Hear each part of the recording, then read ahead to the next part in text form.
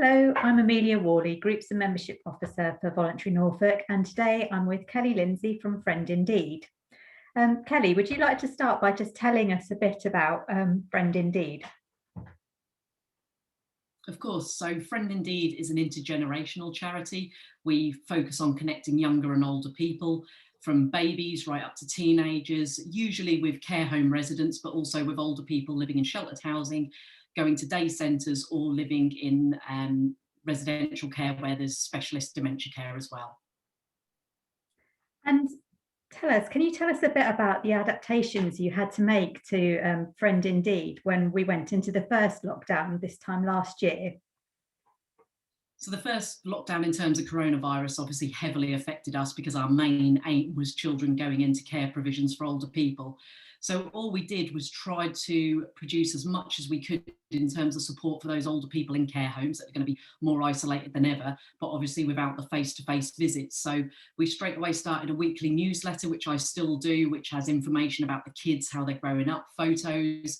It includes a lot about the charity. We also share news across the different care homes. So, for example, a resident turned 101 at one of the care homes in Norfolk the other day, so we share that sort of thing.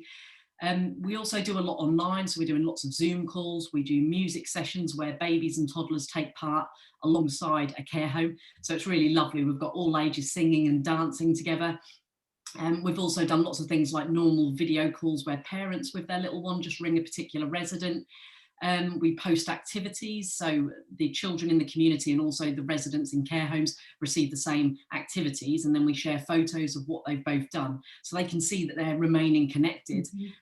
So yeah, we've heavily relied on technology, but we've just tried to do anything and everything we can to remind people that they are still connected, even if it's not face to face. And what's actually been really lovely to see is in the care homes that have done a really good job of adapting and adding technology, the older generation have embraced it. They've actually been really intrigued in how we're using technology these days. There was a gentleman on a video call the other day, and he said, I've never seen anything like this. You know, he was quite astounded by it. So it's actually a really good learning curve for the care sector.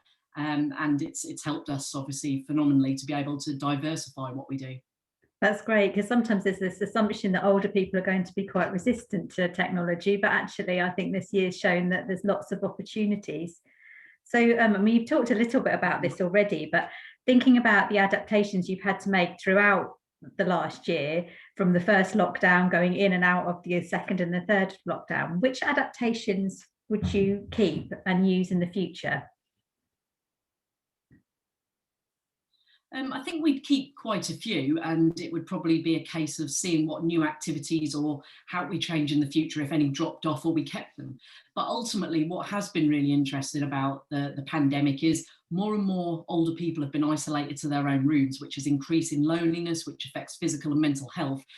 And we've always been very conscious of that. We know not everyone wants to be in the sort of group setting in a care home, and not everyone even wants to see children, but they might enjoy receiving a poem to read of a child and be able to access that in their own room.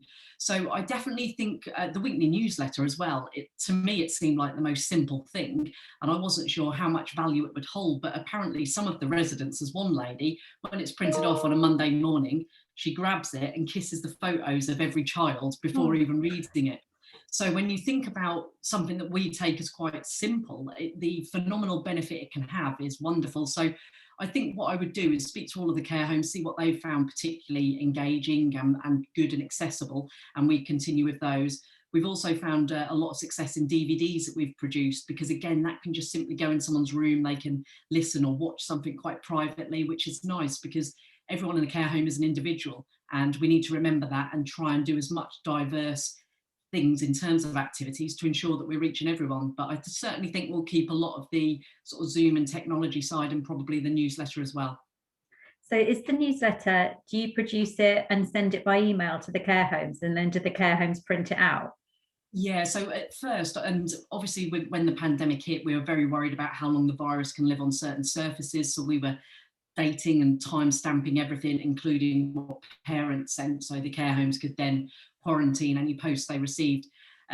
What I did at first is I did post it, but then I realised that was quite laborious, quite time consuming for us, and there's a lot of other things we could be doing with our time to try and help support older people. So now, yeah, I email it on a Sunday night or very early on a Monday morning. So it covers, it really takes place of the little visitors face-to-face sessions. So we call the newsletter Little News, and the residents really do love it. It includes even puzzles that children have drawn, so they might make a crossword or some sort of map, and then the residents do it. And I think there's so much value in that, isn't there? Because what that allows as well is older people choose their imagination. They're holding something that they know a child has been part of. And actually, we've started a junior ambassador scheme where we've got children in charge of overseeing certain care homes. And one of our junior ambassadors, she produced her own magazine, and the residents absolutely loved it at Badgers Wood Care Home. And it was that successful. We emailed it to 23 care homes and they printed it off and loved it as well. There's a lot of value in that sort of that item that someone can hold and know that someone has contributed to it. Yeah. And obviously things that get posted in that are direct from the child hold even more value because they can see where the child has made mistakes. And yeah, it's wonderful. That does sound lovely. So assuming that at some point we're going to be able to get back to normal or get back to how things were before, out of the adaptations you've made, are there things that you're really keen to see the back of and you're keen to let go of? Oh, that's possibly some of the postal things. We're very environmentally conscious as an organisation, and the postal service is incredible, but there can be a lot of waste and fumes and things like that involved. Whereas when a child is walking to a local care home, we haven't got those factors in place in terms of activities. Sometimes I do sit up in the late at night stuffing envelopes. So yeah, maybe less paper cuts and envelopes will be good in the future. But ultimately, we'll always do whatever it takes to make sure older people feel connected to their communities and that children and older people are connected. So what are your hopes for the future for Friend Indeed?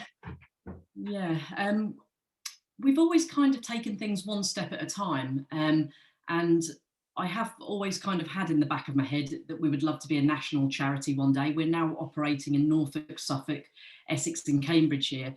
But we're very, very sort of dense in our working in Norfolk. And I go into the care homes that we've supported here very regularly. And the further afield we go from Norfolk, you know, we do see there's just, because of the way we're structured at the moment, there isn't someone there to pivotal sort of put it all together. So I think a lot of it will depend on finances, to be honest. If we're still a small charity, we're just about financially sustainable, but it's certainly not lucrative or in a position where we can diversify a lot. So I think a lot of that will depend on the support we can get. If we can get more support, we would happily cover the whole of the UK tomorrow. And it's something that's needed. There are some other intergenerational organisations, but there aren't any that diversify in their activities as much as we do. There aren't many that work with schools, but also parents. So we'd love to help as many people as possible. But as with most smaller organisations, it all depends on funding and logistics. Well, it sounds really exciting. Is there anything you'd like to promote before we go, or direct anyone to websites, Facebook pages? Of course, first of all, I'd just like to say, you know, and obviously we're talking here with Voluntary Norfolk, any voluntary work that people do is phenomenal. I've volunteered my whole life. I started when I was 18, and there's so much value in it. I can't think of a better thing to do for my time. And on top of running Friend Indeed, I still volunteer for 3 other organisations very proudly because they also do wonderful work. So first of all, I'd just like to say, if you've never tried volunteering, do try it. It's a fantastic thing to do, and it really makes you feel good about yourself. It really does.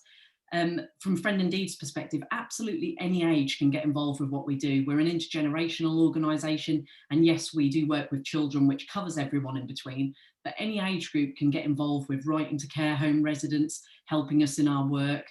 And there's so much value when you connect younger and older people, you reach everyone in between. So in terms of what we do as a charity, we really do have phenomenal impact in terms of helping older people and those living with dementia live well.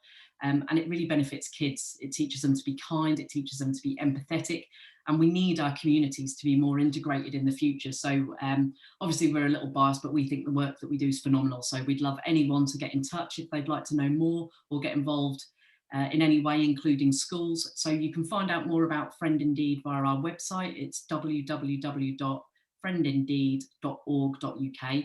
We're also on Facebook, Instagram and Twitter, and we're very active, particularly on Facebook. If you search for Friend Indeed Norwich, And a lot of people follow us online just to see the work we do, because it's very joyful when you see these interactions or connections between older and younger people. So do take a look. We'd love to hear from you. Thanks, Kelly. I think that's where we'll leave it for today. This film will be going on the Voluntary Norfolk YouTube channel, along with our other good practice recordings. So if you're watching this, please have a look at the other films, and I think we'll leave it for there. But thanks very much, and bye, Kelly. Bye, thank you.